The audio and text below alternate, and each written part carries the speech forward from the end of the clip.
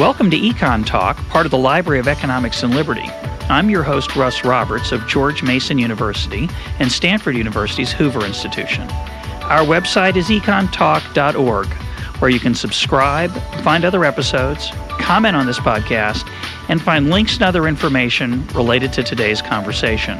Our email address is mail@econtalk.org. We'd love to hear from you. Today is December 21st, 2011, and my guest is Dean Baker. Dean is the co-director of the Center for Economic and Policy Research. Dean, welcome to EconTalk. Thanks for having me on.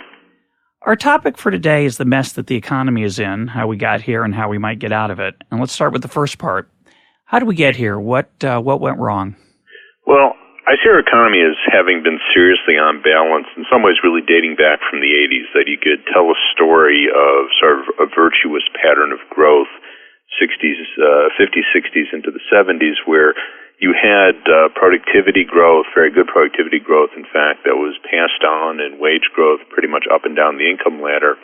That led to increased consumption, increased demand, therefore increased investment, more productivity growth, et cetera, et cetera. It really broke down in the 80s. You could trace that to a number of factors. I think a big part of that is the weakening of unions. We saw a big fall in unionization rates in the 80s. It had begun earlier, but accelerated. Also, the power of unions was weakened substantially because you had, following the PATCO strike, there was a willingness to fire striking workers, hire replacement workers, so that meant that was a much less effective tool. I'd say globalization played a big role, that the way we structured it, certainly in the 80s in particular, you had a big run-up in the dollar, which had a very negative impact on manufacturing workers in the United States, which had been really the center of the unionized workforce. Anyhow, long and short, you had a situation where following the beginning of the decade, the beginning of the 80s, wages for most workers no longer moved in step with productivity growth. This, in effect, created some of a demand gap that had some impact in the 80s, much more so in the 90s, and the demand gap was, in effect, filled by the bubbles. So in the 90s, we had the stock bubble that ended up pushing the economy to, in many ways, very high levels of employment and output, but, of course, that couldn't last. The bubble eventually burst. We got the recession in 2001. And the recession proved hard to get out of. It's always hard to get out of the recession caused by collapse of an asset bubble. When we did finally get out of that and we really began to see healthy growth and job creation, that wasn't until 2003, by the way, the fall of 2003, it was on the back of the housing bubble. And, of course, that bubble was even bigger than the stock bubble, at least in its impact on the economy. When the housing bubble collapsed in 06, 07, that led to the economic collapse for two reasons. On the one hand, it was directly driving construction. We lost around 4 percentage points of GDP in annual demand because of the fall off in construction. It's about $600 billion a year. Then on top of that, you had consumption demand being driven by the housing wealth effect. We had around $8 trillion in housing bubble wealth at the peak of the bubble. Pretty much all that's disappeared. The result of that has been a big rise in the savings rate. It had been over 5%. It's down a little bit last quarter or two, but it had been over 5% compared to pretty much zero at the peak of the bubble. That translates into a loss of around $500 billion in annual demand. So you saw a big fall off in demand in residential construction. There was also a bubble in non-residential that burst as well a little bit later. Fall off in consumption demand. We're looking at a shortfall in annual demand of probably over $1.2 trillion. And we simply don't have the ability to fill that at the moment. We could do it with government spending, but the private sector is not going to step up and fill it simply because there's no dynamic that would cause the private sector to step up and fill that gap. So basically, we're recovering from a collapsed housing bubble, and we aren't at least prepared at this point to do the measures with the government that we could, and the private sector is not going to do it on its own, or at least not anytime soon. Let me go first. I want to talk about the union productivity issue. Data on this is pretty good. It's not great, but I think it's hard to stay in the argument that the 80s were somehow a watershed. The PATCO strike is one aspect, but hasn't unionism been declining in the private sector pretty steadily from 1950 on? Mainly partly because of the change in the composition of jobs, right? Yeah. And maybe for other reasons as well. Yeah, no, you'd been seeing that unionization rates peaked at about 55, 56. I'd have to double check exactly. And of course, our data from that period is not that great in any case. But yeah, right. Unionization rates definitely had peaked in the 50s. They declined in the 60s. I would say that they did decline more rapidly in the 80s, and we could look through the data. I mean, again, it's not perfect data. But I think there are two things there. One is you had a continuation of a rate of decline that had, certainly had begun earlier. But the other part of the story was even being in a union, you suddenly had much less ability to bargain effectively in a context where going on strike could cost you your job. That really wasn't true in the 50s, 60s, and 70s. When you had, following the PATCO strike, you had several major private sector employers, Greyhound, Eastern come to mind, but there are a number of others that did the exact same thing. They fired striking workers, hired replacement workers.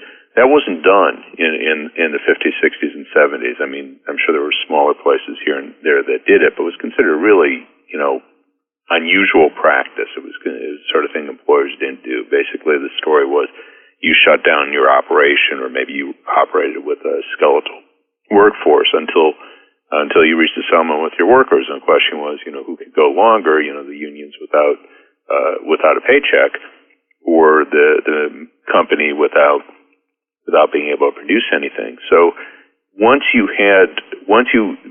companies availed themselves of the option of actually firing workers, you really did change bargaining power significantly, and there were certainly fewer strikes in the 80s. And workers, they were very cognizant of the fact that if they went on strike, that they did risk losing their jobs. And even in the cases where they did have strikes, it was often the case that the company would say, if you're not back by X day, we're going to start hiring replacement workers. And didn't real wages grow and real income grow dramatically in the 80s, despite that lack of bargaining power? No, they didn't. And in fact, you have to be careful how you look at this. If you take average real wages, they more or less kept, or I shouldn't say wages, average compensation, more or less kept in step with productivity.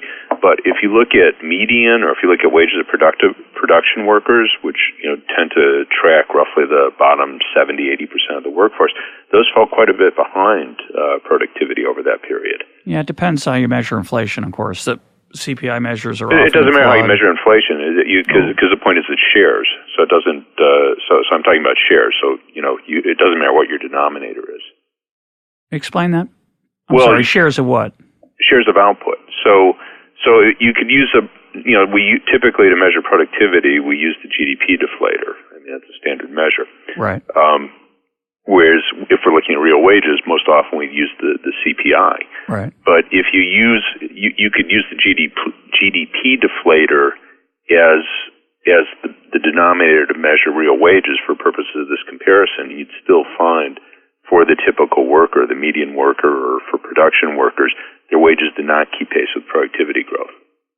Yeah, some of that's interesting, because there's a measurement issue in productivity and compensation that business sector, the impact of falling computer prices has led to much bigger increases in productivity than it has led to decreases in CPI, which I think is part of that. Right, but if you use the same denominator... Right, that's what I'm saying. I'm agreeing with you. I think that solves that problem. Yeah. Of course, the other problem you have is that when you have the median, you're going to have problems with composition in the workforce as it changes over time. You're not holding the population constant. So I've pointed out that in the late 70s, as the divorce rate starts to rise, the household income, for example, and to some extent median wages of workers is going to be distorted by changes in the number of households and you can have the median fall even though every person is still doing better. And I think we haven't fully disentangled those. Yeah, I mean, you could beat up the data a lot. I think you'd be hard-pressed to find a story, though, where most workers are doing as well in relation to productivity growth in the 80s and 90s. A little different story in the late 90s, which we can get to, but you'd be pretty hard-pressed that they're doing as well as they did in the 50s, 60s. So you find it, if you control for education, you find, workers with high school degrees, workers who haven't finished high school, workers with, say 2 years of college, BA degree, you pretty much, everyone who didn't have a college degree, you find that their wages are not, you can control by age, break it down men, women. you find that pretty much across the board. So I think you'd have to beat up the data pretty bad to make that result go away, that wages are not keeping pace with productivity over that period. Yeah, it's an interesting question. I think most of the comparisons are looking at cross-sections at a point in time. When you follow the same people over time, you get a very different picture. Yeah, no, that's right. And, part of that story is that life cycle effects. Yeah.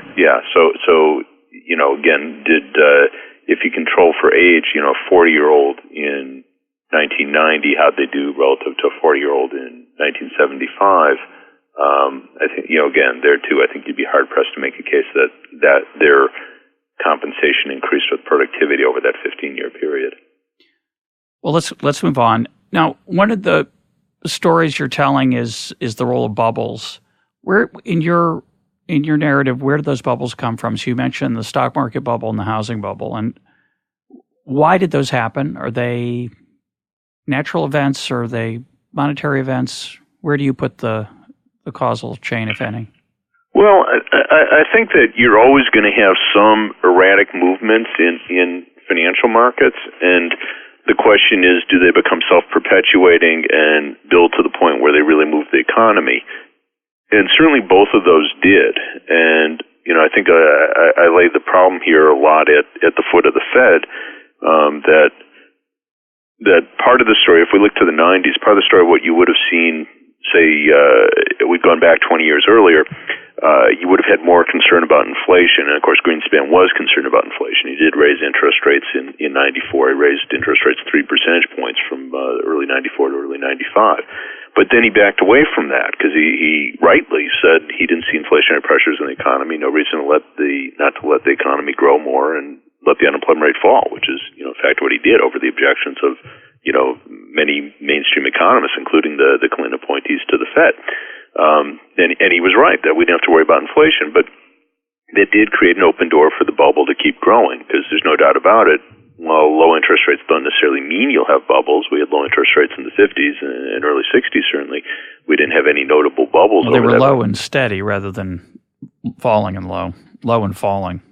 Yeah, right? Whether, how much falling, well, they weren't actually, they did fall from 95, the peaks in 95 to the late 90s, but they weren't lower than they were in the early 90s. So, if you look at the federal funds rate, that was 3% in 92, I think, was where Greenspan first lowered it to 3%, and then he raised it to 6 in 94 to 95, raised it to 6, and then he knocked it down a little bit, but it was still somewhat higher than the 3% had been in the early 90s. The long-term rates fell some in the mid and late 90s. I wouldn't say they plummeted, but they did fall a little bit, certainly. And again, that was part of the story there. That was, active policy. They were hoping to have those fall. But I wouldn't say that every time you get a fall in long-term rates or short, whichever you want to put the causal element here, I wouldn't say that leads to a bubble. I'd say that it can lead to a bubble. In the 50s and 60s, it did not. We had very good growth. We had good investment growth, and, it's kind of what you want to see. In principle, low interest rates should mean that that's conducive to economic growth, and it certainly was in that period. In the 90s, I think we had a very different economy, and it was much more conducive to bubbles. And, to my mind, it was the Fed's responsibility to prevent it, and Greenspan just looked the other way. As a matter of policy, we know this now. We have the minutes, the transcripts that, they saw the bubble, and they just said, well, we'll let it run its course. And then after the bubble burst, you began to see actually the run-up in house prices began in the 90s. That was when you first mid-90s, yeah. That was when 95. That was when you first began to see a divergence between the rate of growth in house prices and the rate of inflation. And when the stock bubble burst in 2000, 2001, unlike Japan, where you had the two bubbles growing side by side and they both collapsed side by side, what happened was, in many ways, it actually fed the growth of the housing bubble, which I'd say was for two reasons. One is that in the wake of the collapse of the stock bubble, of course, we had very low interest rates. Greenspan lowered the federal funds rate to 1%. So one was you had low interest rates, so that was conducive for growing the housing bubble. And the other was just that, the psychology that you had a lot of people felt they were really burned in the stock market, so they thought housing was safe. And if you go back to that time, there were a lot of people saying, well, you could always live in your house. I never quite understood the logic of that, but, somehow... It's a true statement. Why it implies you should use your house as a vehicle. It's like buying a really expensive car because you can always drive your car. Yeah, no, people would say this like they said something very profound, and it'd just be kind of scratching my head. And what does this have to do with it? And it's tax deductible. Yeah, there's the other bizarre. Yeah. Yeah. The interest is tax deductible. So you fault Fed policy in that period, and I do as well. And I think there are other things you fault the Fed for, and I do as well. We'll get to those in a little bit in the 2008 crisis. But just in general, what's your take on Fed policy and where you think it ought to be in terms of governance and structure? There are people. I think it's a very mainstream view that we need to learn more. We had Scott Sumner on last week. If all goes well with the way the schedule plays out, but if Scott Sumner says we've learned some, we've made progress. Yes, we make a lot of mistakes. Scott's very critical of the past 3 years of monetary policy. So, what do you think? Are we going to get better at it? Have we gotten better at it, or do you think we need something radically done to how we treat money in the United States? Well, I think we've been horrible at it. I mean, again, I think the Fed had all the tools it needed to prevent this disaster, and how much we've learned, I guess I see two different stories here. I mean, one is, are they doing the right things to get us out of this? And then the other one is, is there any reason to believe that we wouldn't be here again? That they have things under control, so that if we start to see another housing bubble or whatever bubble, that grows to dangerous size, they take steps. Dealing with the first one, I mean, I think Bernanke has been better than, say, the European Central Bank. The Fed's been better. I think what basically the Fed should be trying to do is everything it can to boost the economy. And Scott Sumner's idea targeting nominal GDP, I think that's a reasonable thing. Krugman has a little different version saying that we should target inflation, a higher rate of inflation, say 3 to 4% rate of inflation, which of course Bernanke actually himself wrote about when he was still a professor at Princeton. Those end up, to my view, likely being largely the same thing, and at least for the time being. That not say under all circumstances they'd be the same thing, but where we sit now, I think they would end up looking pretty much the same. Better, yes. So I absolutely would love to see the Fed adopt either of those. There's other ways that you can no doubt frame it, but I think either of those would be better than where we are now. Whether for political reasons here, I'm just thinking narrowly the politics of the Fed. Could Bernanke get that through? Probably not, because he had resistance already. You had people on the Fed, 3 of the governors, complaining about concerns on inflation. Now, I guess we're changing who's voting as of January 1st, so maybe I haven't looked closely enough to see who's coming on, but maybe there'll be a little more room there. But I'd certainly like to see more aggressive action. And, again, by comparison with the European Central Bank, he's doing good. By comparison of what I think the Fed should be doing, he's not doing particularly good. They could certainly be much more aggressive. But structurally, do you support some radical change in how the Fed is run? Because, one view says, we just need to learn more. I take a more public choice-oriented view, which is that the Fed is not particularly designed to help you and me. It's designed to help people with more political power than we have. Its independence is a bit of a sham, and I don't expect much of it. Plus, there's the general problem that it's hard to do. So, yeah. Well, in terms of its structure, I mean, I think it's an abomination. I mean, how do you justify having a regulatory agency where 12 of the 19 members of its main body, or depending how you put it, 5 of the 12 voting members here, I'm talking about the Open Market Committee, are actually appointed by the industry being regulated?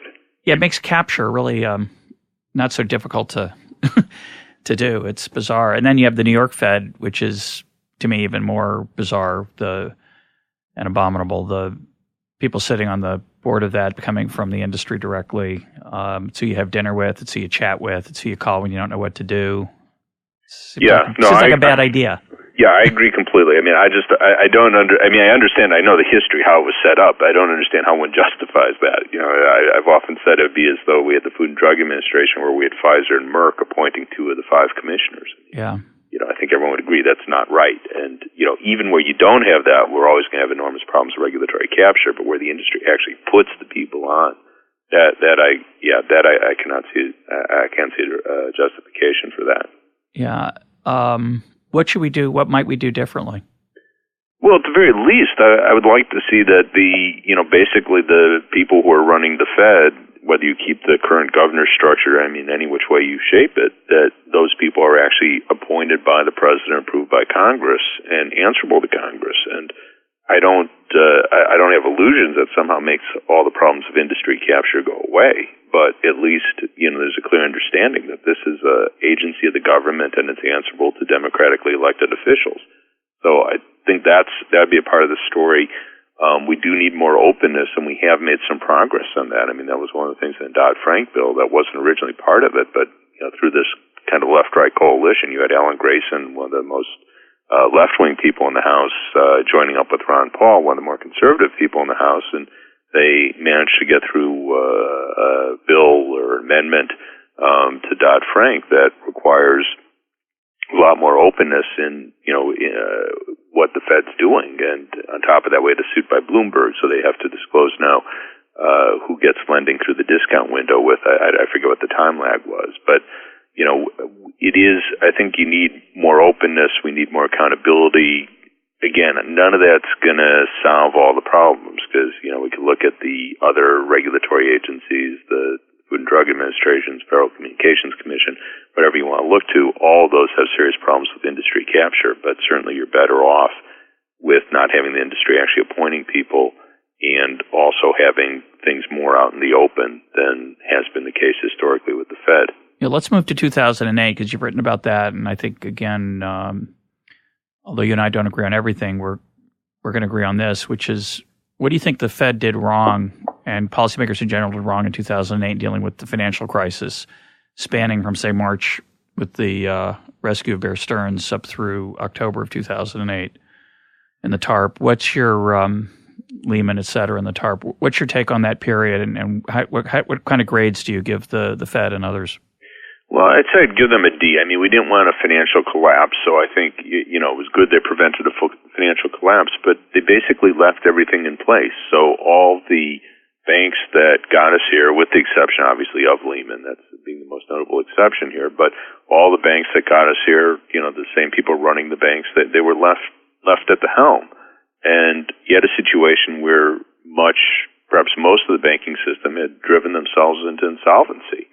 And, again, we had an interest in preventing, a complete meltdown, the continuation of a chain reaction following Lehman that presumably, I think we would have seen had you not done anything to keep AIG alive. I think there was an interest in doing that, but it should have been accompanied by a total overhaul of the banking system that basically, these banks would not continue operating as they're doing, with the idea being that we'd be looking to downsize them, replace their executives, those being the main points. And, instead we just kept them alive and, gave them enough money, kept them on life support until they're more or less, and I'm saying more or less because, we still know, say, a Bank of America wouldn't roll out that it still might be insolvent. And so I find it very strange that a Democratic administration with that opportunity pushed through a reform bill that's really disappointing on the welfare subsidy side of the equation. And this, again, I think is a place where left and right are coming together.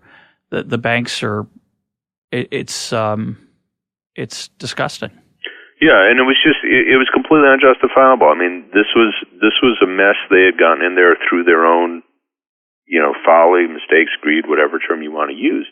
And the fact that you would have the government just step in with basically unlimited amounts of money and say, okay, we're going to keep you in business and, essentially hold you harmless. And, certainly the country wasn't held harmless. So it was, to my mind, just really unconscionable. And there's been a, continuous effort now to sort of cover this up, say we made money on this. And, this is just, just silliness because, we gave these banks money at a time when liquidity carried an enormous premium. So the idea that somehow, because, the analogy I make, it's like if I gave you a 30-year mortgage at 1% interest and you paid it off, and then I walked away saying, hey, look, I made money on it.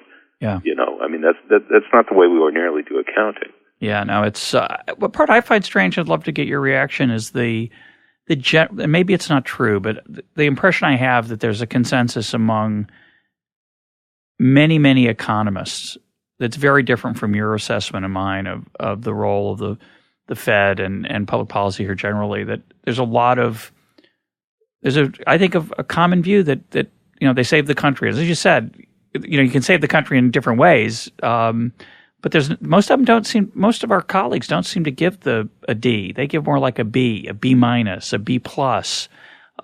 Yes, there are people who say we should have put some strings, but I find the lack of outrage among academic economists and policy-oriented economists rather strange. Or do you think I'm overstating it? No, same thing. And and I don't know whether I'm reluctant to say these people are all dishonest, but I think there's some, at the very least, disingenuousness in the sense that they're willing to sort of look the other way, and in other circumstances they wouldn't be. So I'll just give you a very concrete example. There was a study done by Alan Blinder, Mark Zandi, both very smart guys, very good economists, where they did a counterfactual, and they said, well, what would have happened if we didn't have the bailout? Yep. And their study showed the unemployment rate goes down 15 or 16% and stays there for a number of years. And what just struck me as absurd about this is their implicit counterfactual is not just that we don't have the bailouts, but we never do anything. We don't do anything. We just, So it's just, this isn't the way, we would ordinarily talk. That's not typically how we think about policy, that by not doing this, we're somehow committing ourselves to not doing anything, even after, so you get the bad case, the collapse, which I agree we want to avoid that, but even after the collapse, 6 months later, we don't do anything, a year later, we don't do any, that's really not a serious counterfactual. And, these are both very smart guys. I think they know better that, for a policy they didn't like and someone modeled it that way, I think they would say that's just being silly, because that's not the alternative. Yeah, and I think it's easy to invoke political constraints. Certainly there are limits to what strings could have been attached to the money or the way the money could have been handed over. But I think the irony, it's easy to talk about that, but the fact is that we had a system in place for dealing with this, the FDIC Improvement Act, FDIC, which was passed in, I think, 91, so early 90s, on the grounds that we created a moral hazard with past rescues, and we needed to have a way to force large financial institutions and their decision makers to pay a price. And when it came time to invoke that statute, it was, I think, invoked once. I forget it, whether it was WAMU or Wachovia, did go through the FDIC. Its creditors did take a haircut.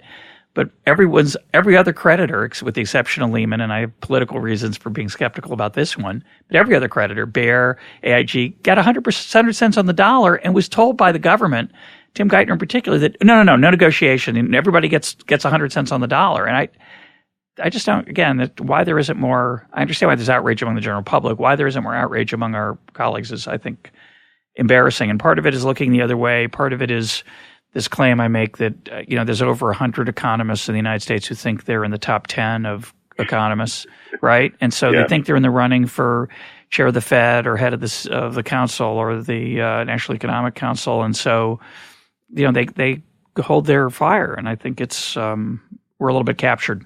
Yeah, unfortunately, I think there's a lot of truth to that people are always looking to move up. And, obviously, if you make big criticisms of Bernanke and, the rest of, this included Summers, you go through the list of people who are involved in this, you're going after a lot of the big names. And I think you're exactly right. I think people are going to be reluctant to do that for the most part. Certainly the people who think they're next in line, and obviously, most of them are not.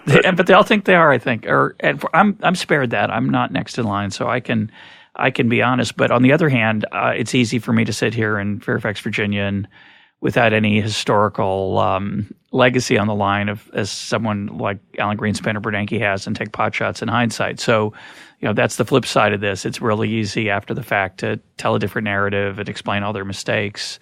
We're not sitting there. We weren't in the office, not in the chair. And it's a hard job, but I don't think they did it very well. Yeah, well, certainly I'm inclined to agree. And, for better or worse, I would say these were things I was saying at the time. Now, maybe had I been sitting there, of course, they had access to information I don't have. So, I do have to recognize that. But it'd be nice for them to share it with us. I like what you wrote, and I've said the same thing. One of the most irresponsible aspects of this, and again, John Taylor's written this, and this is as well, and this is again something that unites, I think, a sprinkling of people across the political spectrum, when the TARP bailout was put on the table, at first blush, we were told the world was going to come to an end tomorrow. Not it's going to be dangerous. This is it. There's going to be an apocalypse, and that it's irresponsible in and of it, because in and of itself that can be harmful. But to say that without any evidence, and the same with Bear Stearns, to say we had no choice but to sell Bear Stearns off for $2, later became $10, to a single suitor over the weekend who was guaranteed $29, later $32 billion worth of assets because, quote, they were too hard to figure out. What kind of a democracy is that? It's not right. No, and these are huge deals. That's the thing. I mean, here you have Congress, they'll have really big fights over often, sums that might be a tenth that large. And, this was just done over a weekend with no public input at all. Well, let's move on to the 2009 period, the stimulus.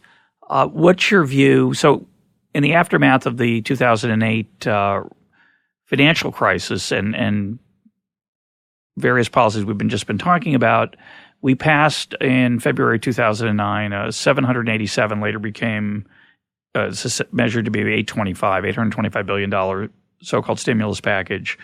What's your assessment of whether that worked, how it worked, and whether we should have done something differently?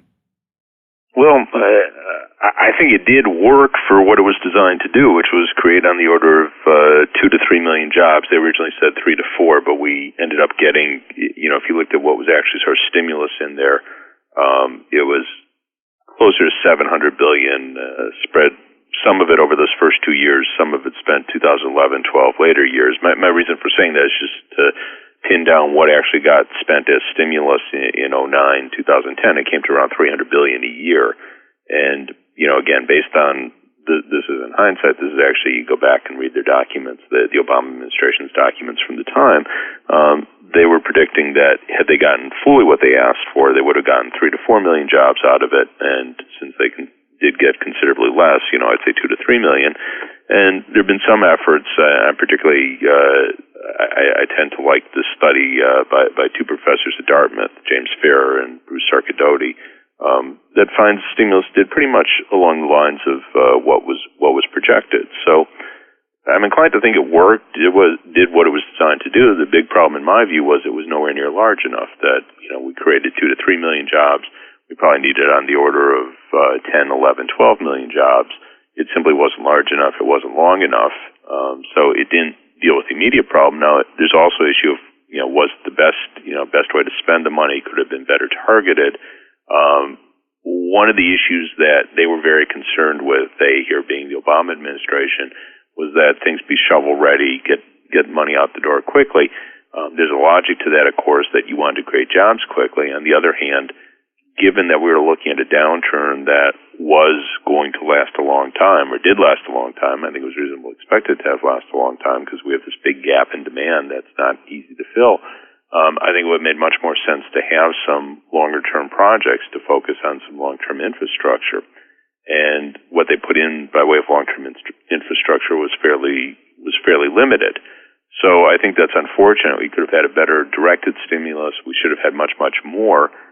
But again, I think we're better off for having it. I'm glad we created, let's say, 2 to 3 million jobs, whatever the exact number might be. I'm very glad we did that, but it simply was not big enough to get us out of the downturn. And again, with most of the stimulus ending in 2010, it created a situation where we actually had a drag on the economy in the last year associated with the ending of the stimulus, basically withdrawing the stimulus, same thing as, cutting the budget, cutting spending, raising taxes. That's contractionary for the economy. And we haven't done very much of that. Well, we certainly did cut back. Talk about it. We did cut back the spending. I mean, the biggest area of spending was cut back was the aid to state and local governments, and the result of that has been we've seen a sharp fall off in spending at the state and local level. But total federal spending hasn't done anything close to go down over this period, right? As a share of GDP, total federal spending has fallen somewhat. I'd have to double check. Not in absolute terms. No, not in absolute terms. Share of GDP, though. So let's look at this job creation thing, because I'm a skeptic on it, and you're a supporter of these arguments. So I'm interested to try to dig down a little bit and see where we disagree. That Dartmouth study you mentioned, is that the one that goes state by state? Yeah. See, the problem with that, it's a strange study. Then I want to talk about infrastructure, but that state by state, wouldn't you expect government spending in states to have, even if you were skeptical about stimulus, wouldn't you expect the states that got the most money to create the most jobs? The question is what happens in the states that don't get the money, and the hidden, unseen, and complicated effects of expectations and uncertainty and tax burden. You can't really look at those by themselves, can you? Well, it's hard for me to see at least those being big negatives. So ordinarily, the simple story is that it would raise interest rates and therefore crowd out other investment. I think you'd be hard-pressed to make that story. I mean, obviously the Fed was being accommodating as well, which of course is appropriate. Had they not been, how much would interest rates have risen? My guess is not a hell of a lot, given that we have somewhere in the order of $1.6 trillion in excess reserves sitting around. But again, we don't know the exact counterfactual. Did it create uncertainty? If you look at private sector investment, it's largely recovered. I'm focusing on equipment and software. As I had back and forth with someone a little while ago on that, and they were bringing in structures. And my reason for excluding structures is that, two things. Residential, obviously, was huge overbuilding. Yeah, it's a problem. Bubble. Yeah. But same thing in non-residential. There was a big surge in non-residential, most categories of non-residential construction, 2005 to 2008. And if you look at, commercial real estate, hotels, office space, there's been considerable overbuilding in most of those areas. So if you pull those out, you look at equipment and software, we're almost back to the pre-recession level. I think we're at 7.5% as a share of GDP. Pre-recession was 7.8, 7.9 in 2007. So I'm hard-pressed to see that there's a big role for uncertainty there, given that we still have huge amounts of excess capacity in large sectors of the economy, certainly manufacturing. I actually think investment's fairly strong right now. So I just don't see much of a case here that uncertainty is really holding it back. Well, as a classical-oriented economist, it's the interest rate mechanism isn't really where I'd look. I'm more interested in the fact that resources are not in excess supply uniformly. So to take an example out of my neighborhood, I live in suburban Maryland, and there's at least 2 brand new elementary schools getting built in my neighborhood within the 10 miles of my house. Gorgeous, beautiful. This is Montgomery County, Maryland, which is an incredibly wealthy county despite the recession. It's sort of insulated to some extent by government spending generally and employment. So things are humming along. There's a lot of dirt being shoveled, big shovel-ready activity, and the Beltway has got tons of work going on. There's all this earth-moving equipment, and by the way, it didn't all take place in 2009. It's still going on. Right. So you look at that and you ask, well, is that going to really put back to work the Nevada carpenter? Yeah, some construction workers are finding work in these different kinds of construction projects, but a lot of this is just not going to get to them. Now, in the Keynesian view, I guess the extreme view, it doesn't matter. It's all just purchasing power. But, I look at the resources that aren't scarce, which are, I suspect, some of those higher skilled machinery, running machinery stuff folks. And so you increase the demand for them, you drive up their wages, and you crowd out people who would have done other things with those skills elsewhere in the private sector. Does that affect your assessment of the measurement at all? Do you think those effects are small or not important? Well, I'm inclined to think those effects are pretty small. There are 2 reasons for that. One is that if you try to look at occupations, you're really hard-pressed to find any major occupation where there's much evidence of real wage growth. So, not to say economists. We're doing great. We're having it's a banner year for us. Have you seen data on that? Are you saying that seriously? I am saying it seriously. I think it's a good time to be an economist. There's an increased demand for our service. I don't know whether wage growth is positive or not, but that's interesting.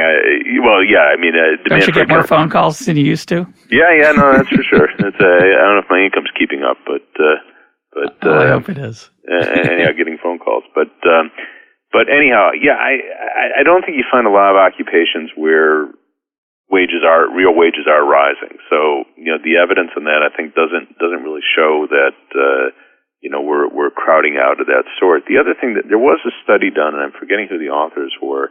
One was at Ohio State, and I'm forgetting where the other, I think it was Canadian. But anyhow, they were trying to look at the impact of this sort of crowding out, and what they were trying to show was that in the states where you had the most spending, you had a decline in private sector employment. They really weren't able to show that. I mean, they had had a narrow category of jobs, and I'm not saying they're cherry picking. I'm just saying how they had done it. They had a category of employment where they could have a negative relationship. Even that was only marginally significant. And if you just did private sector employment, and I did ask, we had some back and forth on this, it came up altogether insignificant. So in other words, if we're looking at Montgomery County as an area where you had a lot of spending, there was no significant decline in private sector employment associated with the stimulus there. Now, again, there's no simple way to do the test. I understand. Yeah, it's hard to do. A lot of the public sector employment is going to, or public paid for employment is going to be in private contractors. For sure. So it's not. It's tricky. There's not a simple story there, but in any case, it's not. I just don't see the evidence for it. And not to say you couldn't find it, but we'll put a link up to that Dartmouth study that you mentioned, and we'll. In the meanwhile, before this gets posted, I'm sure you can dig up that Ohio State study. We'll put a link up to that too. Okay. But what I'm suggesting, let's put the crowding out aside for the moment. Even if you don't have that factor, it's not obvious that paying folks who are already employed to do more stuff than they used to, if that's really what's going on. You have to argue that there's this Keynesian Multiplier effect that's working through just their spending levels. They have more income, and they're going to spend money, and that's going to eventually put other folks back to work. And I'm a skeptic on that. What evidence do you think we have that mechanism actually works as opposed to might work? Well, wait, there's two separate issues here. One is that we're employing some number of people. Now, some of those are people that would not have otherwise been employed. Yeah, the question is how many. I'm suggesting in many cases it may not be very large. Certainly, for example, the stimulus, as we talked about along the way, a lot of it didn't go to shovel-ready stuff. It went to a third of it, roughly, went to a one-time temporary tax rebate that put purchasing power into people's hands. They may have spent it. There's not a lot of evidence that they did. So I wouldn't expect that to have a big bang for the buck. We gave about a third of it to state and local governments to keep their employees employed, and a lot of them cut back on other things they were doing. I don't know if that had much bang for the buck. And about a third of it, we actually spent more money.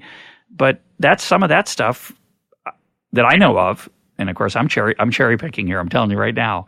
I looked at the stuff that went to education and thinking, well, it's nice that they're funding more research on Parkinson's at Washington University in St. Louis, a wonderful medical center that I used to be associated with as in economics in the business school. But is that really going to put folks back to work? And the answer is I don't think so. I think it just gave some grants to some nice people who are doing important work, and that's fine. But I wouldn't expect that to create a lot of employment. And I don't think we have much of an idea of how much of the stimulus was that kind versus stuff that really put people back to work who were unemployed before. Yeah, well, I think all of these are mixed bags. The tax cut story, that's not my first choice. We did some beating up on that. It's a little hard to try and get an assessment because you have a story where there's basically a collapse of consumption 2008, 2009 associated with the plunge in house prices, the wealth effect, so you're trying to control for that. We put in various controls, our estimates, I'm not going to say it's the Bible, somewhere between 50 cents and 70 cents on a dollar was spent. I know there are other estimates out there. I feel reasonably comfortable with that, primarily because we did beat it up. I mean, in other words, we were trying to control for that in ways that we felt were reasonable. And, I didn't approach that with strong priors because, tax cuts aren't my preferred way of doing it. So I didn't have an axe in it, a stake in this one. So I feel somewhere 50 to 70 cents on a dollar was spent. To me, that's very good. I mean, better than not doing it. Money given state and local governments. State and local governments are operating under tight budget constraints. They have to balance their budgets. When they have a shortfall, they lay people off. They've been doing that. Did it one for one translate into increased employment? Probably not, but I think it certainly kept a lot of people from losing their jobs. I agree with that. So, So I'd say, positive, could have been more positive, sure, but, was the right way.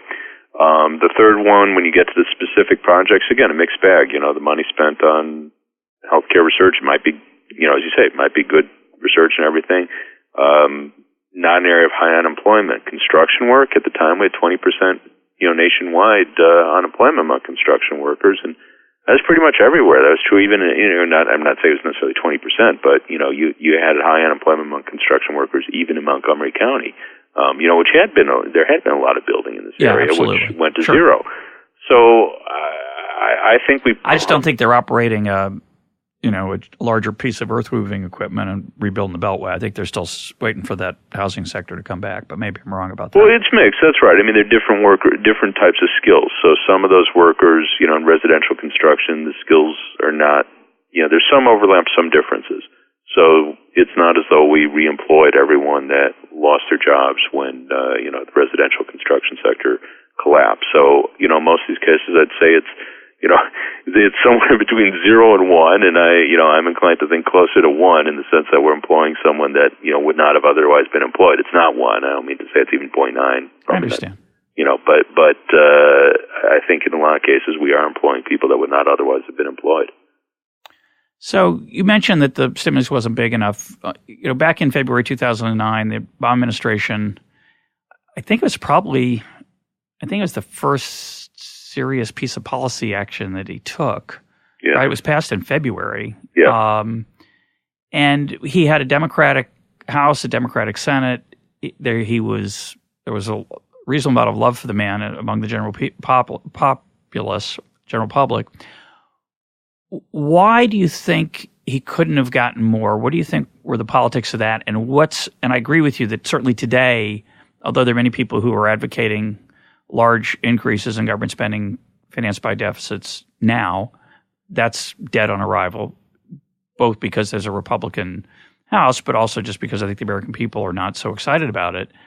Why do you think it failed then, and why is it hard to make the case now? What are some of the political issues? Well, at the time, of course, remember, the big issue is you have to get 60 votes in the Senate, and they had 59 Democrats. I forget, you had the Franken election in Minnesota was contested, and I forget exactly when he took his seat, but it wasn't at the beginning of the session. It was somewhere in February, if not March. I think he was there by February. But anyhow, you had to get to 60, and he had to pull on, that meant at least one Republican, and he had at least one Democrat, I believe it was Nelson from Nebraska, was holding out. So those were smart. Smart man. Yeah. I know I'm sure he got something good for it. I'm sure he did. He was very smart that way.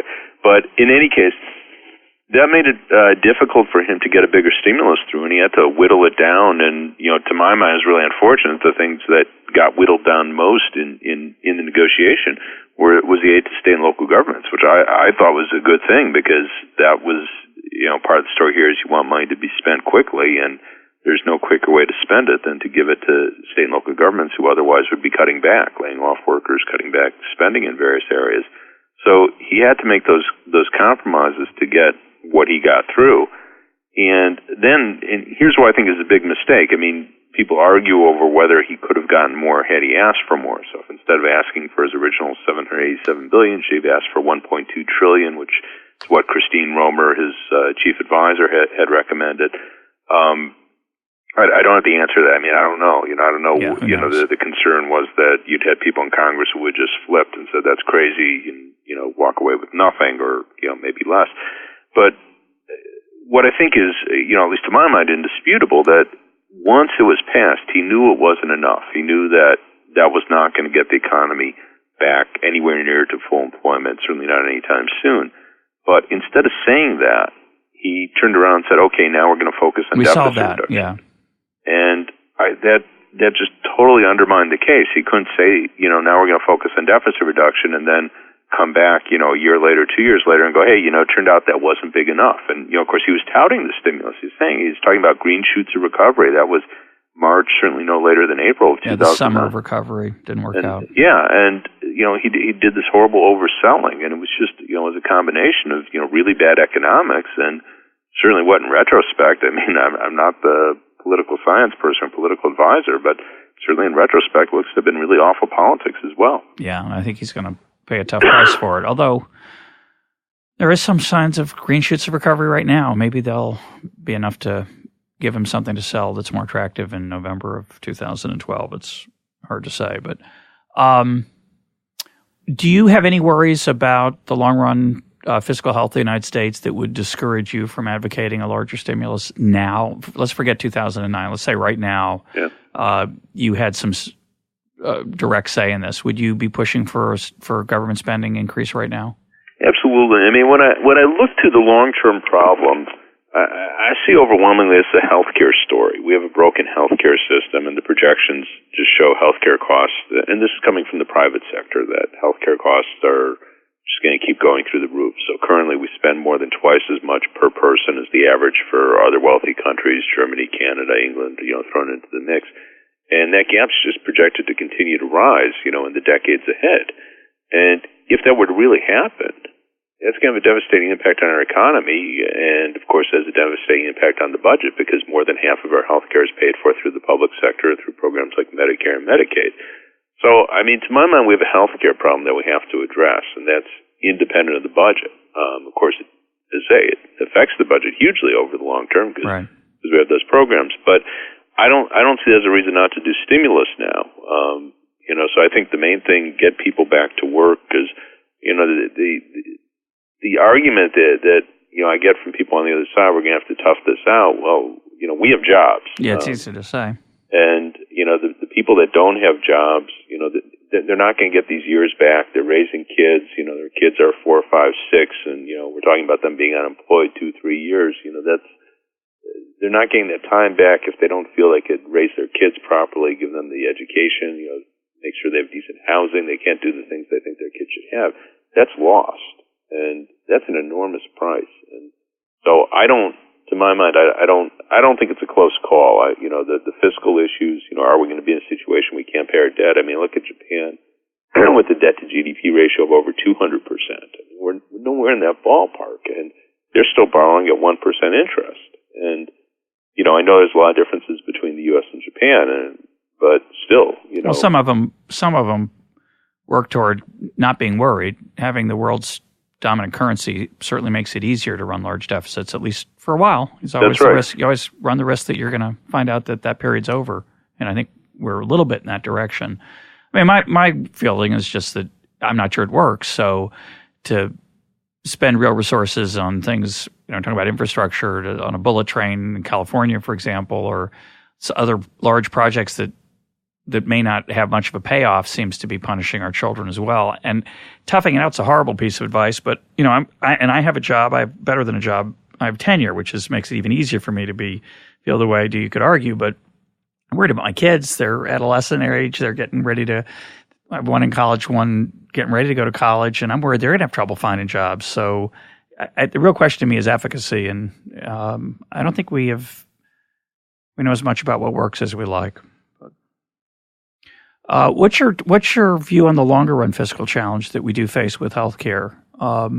So I've argued, many people have argued, that the attempts to fix that in the short run, in the middle of a recession, did add the uncertainty we were talking about earlier, especially when it was done in a way where the legislation's not even set now. We don't really know how it's going to work. It seems like an unwise policy. Do you think that was a good strategy? Do you think we should be doing something different?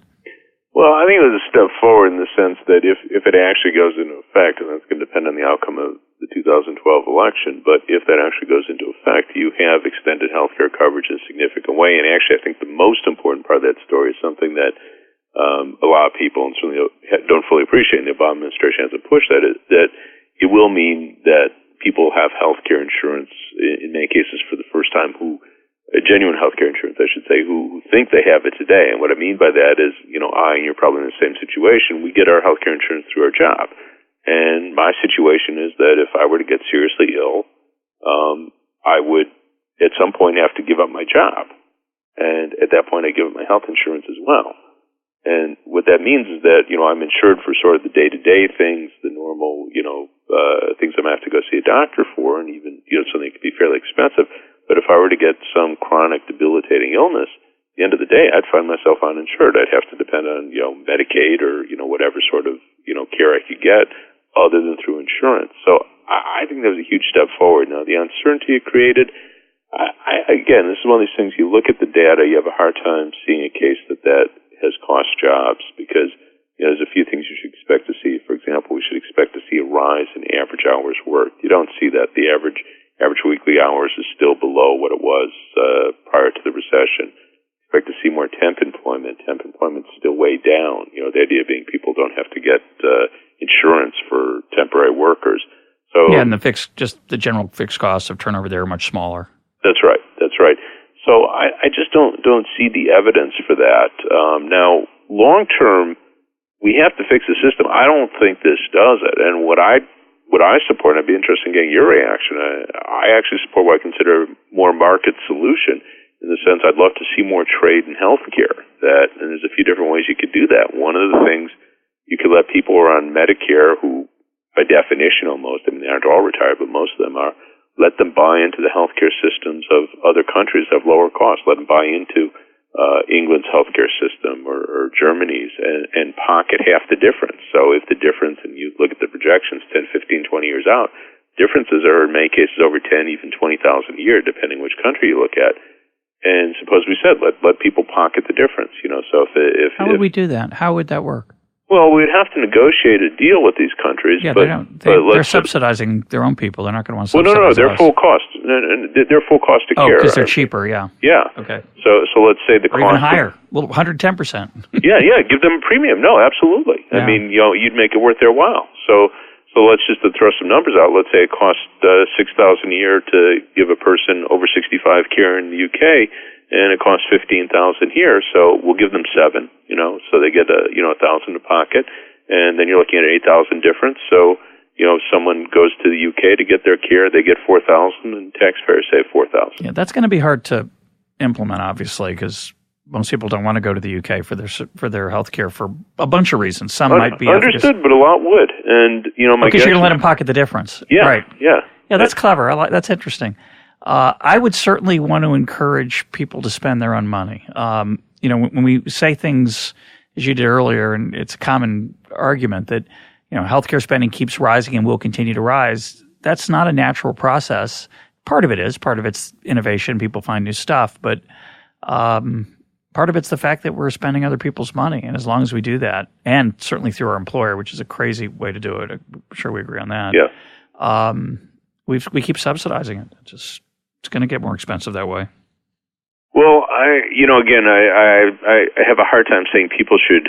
Obviously, insurance is your money too, but the problem you get into is how to, are people in a situation to distinguish between care that they really need and care that might be, speculative. Yeah, and I've had my own experiences. Fortunately, I've never had a major illness, but I've had my own experiences dealing with doctors, and I've had to argue with them the opposite. I do the same thing.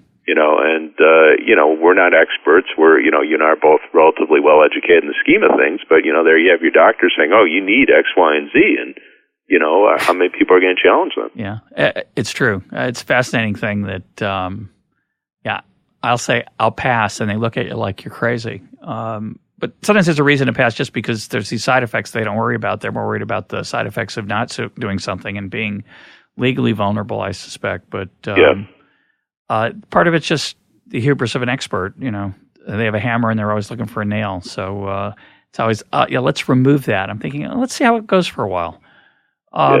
Let's close. We're almost out of time.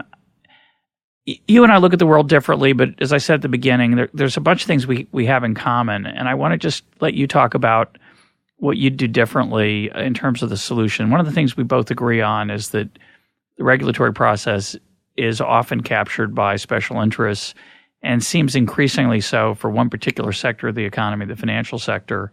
If you go back to 1984 and the rescue of Continental Illinois and its creditors, you see a long, steady pattern. You get lots of free market rhetoric, but the fact is, in terms of practice, there's a lot of socializing of losses and privatizing of gains.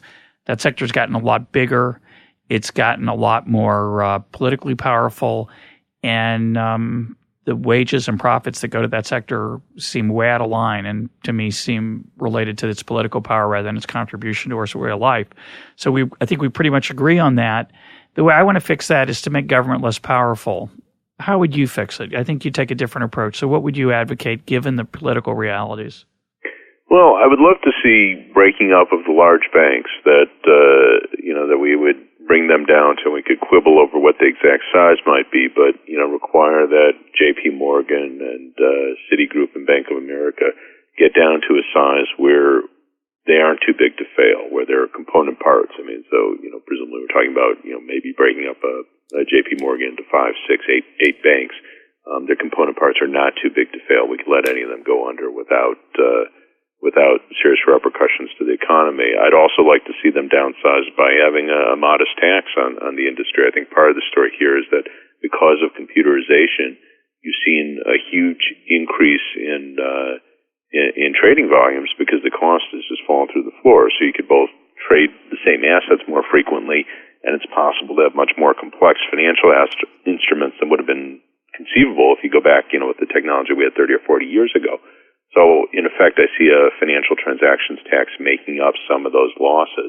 Also, just in terms of, if we think of that being unfair to the industry, this is an undertaxed industry. Most of the taxes that apply to, if we're getting a car, if we're getting clothes, sales taxes, if we were to look to Europe, value-added taxes, those don't apply for the most part to finance. And I can't see a rationale for that. So this is my way of sort of equalizing. They're special. That's why. They're special, yeah. So, that is what they say. And you're sure. Sort of a little perplexed as to, and why is it you're special?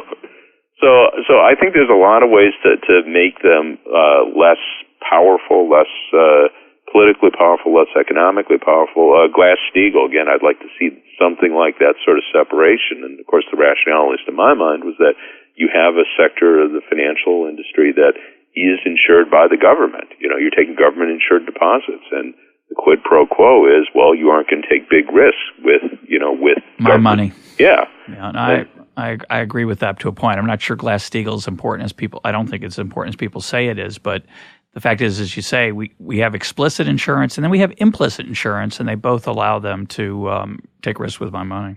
Yeah.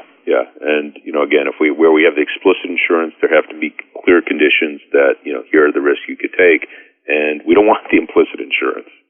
The irony of this, for me, is that, the justification for Glass-Steagall being removed or any of these other maneuvers, AAA changes, leverage, allowing things to be leveraged that look safe but aren't, the argument is, well, it's more efficient, which is something I'm very sympathetic to. But the fact is, it doesn't.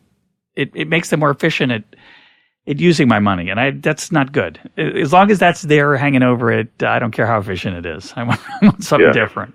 Yeah, no, I agree with you. And the argument on Glass-Steagall with making it more efficient was almost contradictory by its nature, because they always said they would maintain a strict separation between the sort of commercial bank, the conventional commercial bank with the insured deposits, and then the investment bank or other components. And you go, well, if there's a strict separation.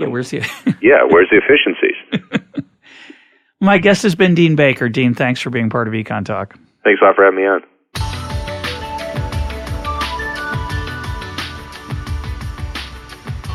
This is EconTalk, part of the Library of Economics and Liberty. For more EconTalk, go to econtalk.org, where you can also comment on today's podcast and find links and readings related to today's conversation. The sound engineer for EconTalk is Rich Goyette. I'm your host, Russ Roberts. Thanks for listening. Talk to you on Monday.